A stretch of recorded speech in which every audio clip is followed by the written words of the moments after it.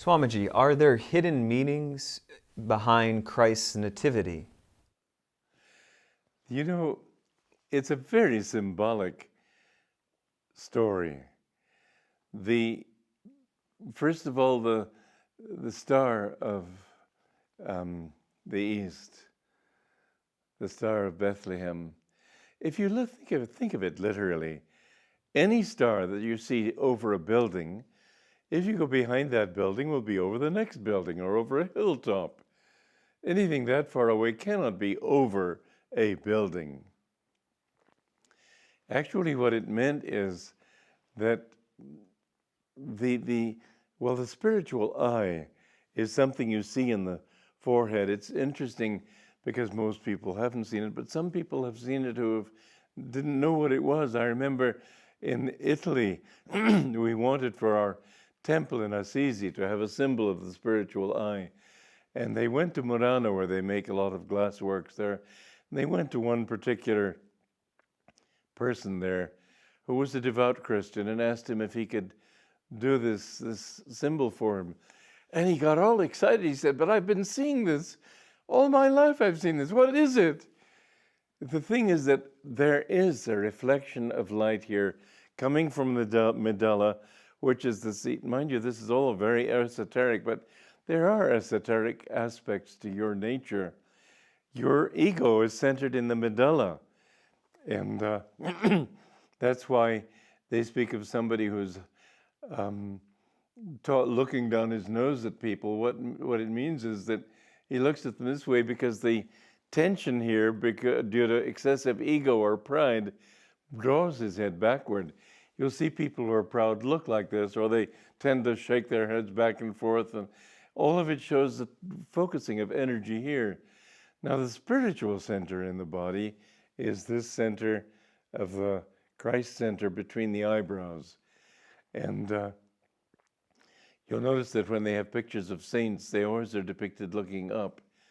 And the pictures of the photographs of the children at Garabandal, their eyes were so much up that they were rolled into their heads. And with that movement, they were able to run at top speed, but still keep their eyes centered here. This is not something I would recommend, but I do say that when your energy is here, this is where you feel ecstasy. And when your energy is centered here, this is where you feel concentration and also willpower. It's the seat of your higher consciousness. Now that light from the medulla coming into the body is reflected here, and it's visible as what is called the spiritual eye, which is a field of blue, which corresponds to the white here. The iris corresponds to field of gold, which corresponds to the white of the eye. The iris, which corresponds to the Christ consciousness. The blue is the gold is the energy of the astral world and of Om.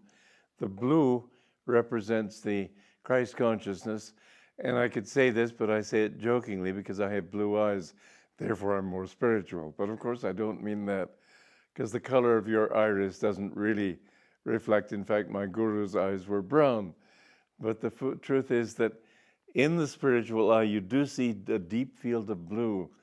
And here's the point too, that in the center of that field, just comparable to the pupil of the eye, the physical eye is also a reflection from the medulla. In the center of the spiritual eye is a 5-pointed star.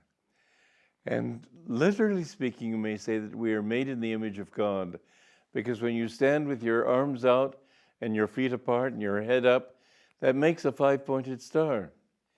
And when we go into deep meditation, first of all, we enter into that astral energy and into Om.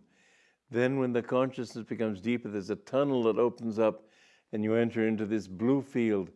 And then finally, when you can enter into that star, then you see the kingdom of God, or the infinite beyond creation.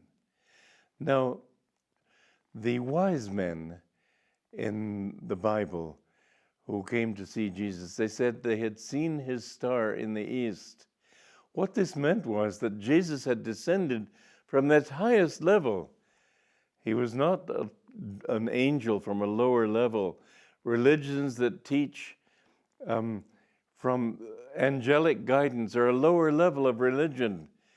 Those which teach the truth, the highest religions, come from that star. They come from God himself and from oneness with God and communion with him. And what this stated in the Bible was that those wise men had seen his star in the east, and it meant that Jesus had come. And when they saw that light over the stable in Bethlehem, it meant that Jesus had manifested, that God himself had manifested in that form. It's a very deep and very esoteric, but very important distinction. Now, another interesting thing is that those three wise men saw his star in the east and followed it westward. Obviously, if they saw it in the east, they should have been going toward India, but they were going westward. It didn't mean literally. It meant they saw his star here. They were great masters. They weren't just astrologers. They weren't just whatever they like to think of them, kings and so on. We three kings of Orient are. There wasn't that. They were kings in God. They were great masters. In fact, Master told us that they were our line of gurus, but I won't go into that now. But they came to the stable where Christ was born to help to announce from God himself that this was a divine incarnation and that it would declare to mankind a divine message.